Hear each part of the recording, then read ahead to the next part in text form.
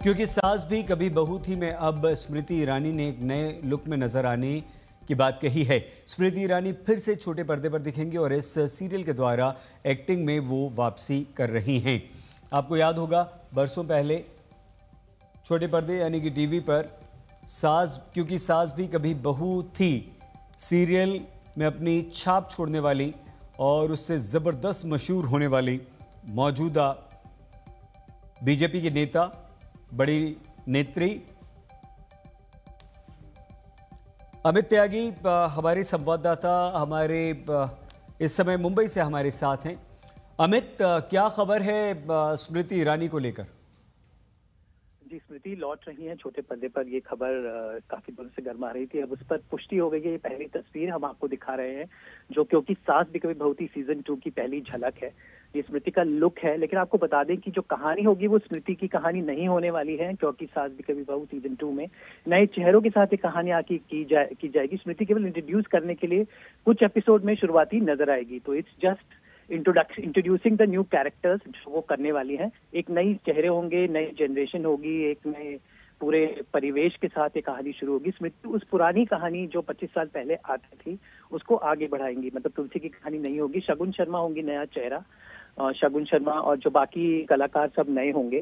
पुराने चेहरों में से कुछ रहने वाले हैं एज ओल्डर जनरेशन। तो मैं अगर संक्षेप में कहूँ तो बा का किरदार वो एक तरह से निभाएंगी। जो बा अब तक पिछले सीजन में करती थी वो तुलसी इस सीजन में करेंगी, क्योंकि सास के बहू थी में।